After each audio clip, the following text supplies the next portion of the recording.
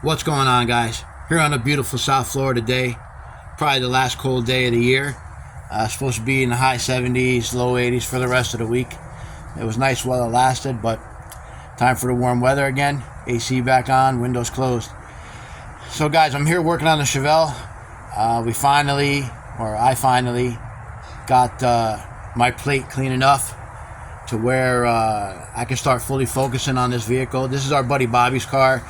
I wanted to get all the little crap that we had kicking around done, parting out that green Tahoe so we can give our buddy Dom the motor and a couple other parts that me and Tommy needed. Parted out the Limited in less than a day. It's gone. As you can see, the yard is clean, ready for the other car to come, the donor car for this vehicle. Limited left today. Guy flat towed it out of here. I'll put a little video up later how they do it South Florida style. But right now we're focusing on this car. Now I'll be able to give all my attention to it, aside from a few things here and there if something pops up. But for the most part, it's going to be balls to the wall on this car. I got the motor and tranny out today. I did kind of a level 1 tidy underneath the hood. Just sprayed a little degreaser. I didn't go crazy, just to hose it off, to get the silt off the car from when it was underwater. This car was in a Florida flood, the last one we had. Bobby got a really good deal on the car. The motor was full of water. You can see pine needles just in the cowl. I dug all those out. I'll show you the fuel pump that was on the motor. I had to take the fuel pump off to get the motor mount off, guys. And look, it was just full of water inside there. So yeah. Also what I did, which is really important on a flood car or anything that you get like that has been underwater, if you can do it. This is a full frame car, so it's kind of easy. There's a lot of drain holes on it. What I do is I went through the whole car for about an hour and just hosed out the frame until the water started coming out clear. And I'm telling you, there was enough dirt and silt and rocks in there probably to build another Chevelle frame. So I just got done hosing everything off in the driveway. You see the motor for the Tahoe right there. It's going to Wade's dad's truck.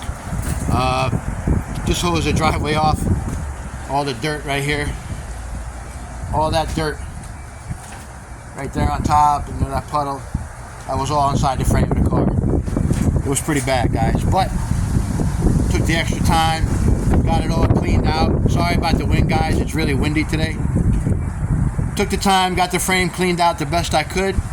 So now the next move is when Tommy comes home, gonna move the engine, push the car back a little bit more and get the engine that was in the vehicle out of the way so I can push the car forward again, get it up high in the air on jack stands so I can rip the front suspension out of the car, rip the rear suspension out of the car and get it to where it's just the chassis and the body. And then I can go underneath, scrape, clean, get it all nice while we're waiting for the other car to come here. When the other car gets here, I will get it running and driving so I know everything's good in that vehicle before we go transplanting any parts into this vehicle. So this car's got to be dialed in. Our buddy Bobby, all I can say is he's not easy on the right pedal. He likes it to the floor most of the time. So this car's got to be built right. And that's why I really wanted to focus on this car and get everything, all the other little crap that I got to do out of the way. I got some other projects coming, but they can wait. Short bed truck's almost built. Monte Carlo's done. It's not here anymore. Air ride truck is at my house. I got a big video series coming up on that and how to switch the interior from the old style to the new style and make everything work, but that's a story for another day. This is what's going on right now. This car is actually in really good shape, guys. I was underneath it. There's a couple little spots in the floors. The trunk pan is clean. The frame is clean. Even though it was flooded, no rot on the frame, no holes, a little bit of surface rust. But the car, overall, is in really good shape. And what I like about it, even though Tommy don't like it, it came with the appearance package because this was a vinyl top car, so it's got the molding that runs down the side and all the way up the quarter, which I like.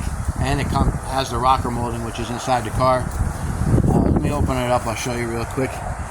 It's a bucket seat car, column shift from the factory. You see there's the rocker moldings right there. It's got a really clean dash pad. It's got the original Malibu wheel, which is in pretty good shape. The headliner is good, but it's just sagging. The sail panels are down, but the interior is in really good shape in this car. The seats are in excellent shape, no rips. We got other door panels for it because some idiot you know, cut speakers into the factory door panels. But you know, that was a day 2 thing back in the days. That's what you did. You put your Kraco speakers and your Kraco radio inside the car and cut the holes in the door to make it look custom, because back in the day, these cars, nobody gave a shit. Now, you can't touch this car. If this car was for sale, you couldn't touch this car for less than 9-10 grand. A complete Malibu, Chevy, doesn't matter if it ran or not. This, you can't touch a 70 Chevelle. I see junkers for 5 grand. I mean, destroyed, crashed, rotted. This car is solid, guys, and he got a really good deal on it. There's the motor. It's out. Turbo 350 tranny. Got the monojet carburetor. I might pull that off for somebody who's restoring one of these that wants a factory carburetor. They might want it. Either that or it's going in the scrap yard. The motor's going to the scrapper. When he comes back to get the bed of another truck that we got, some other parts, you know, load this up in this truck and tell him to take it away. So guys, stay tuned. This is going to be a pretty badass build. It's getting an 6.2 LS, a 6-speed manual. I think a Mosier 12-bolt, Tommy told me. I can't remember. Built 12-bolt, tubular control arms, all disc brakes all the way around, coilovers in the rear. So yeah, the car's going to get everything. The only thing we're not doing is paint and body. We might clean it up a little bit for him, but for the most part, it's just going to be a mechanical restore for us. And then now, guys, stay tuned. And I've been getting a lot of subscribers lately, and I appreciate it. A lot of comments. I can't thank you enough. I'm almost at 1,000. Doing it the right way, just grinding it out, putting out shorts, giving you videos. You know, nothing else involved. I can't thank you guys enough. And yeah, finally got a MacBook. My nephew bought me one. Now, GoPro's next, and then hopefully the quality of the videos will go up, guys, and we can go from there. Take it easy. Have a great day. We'll talk to you later.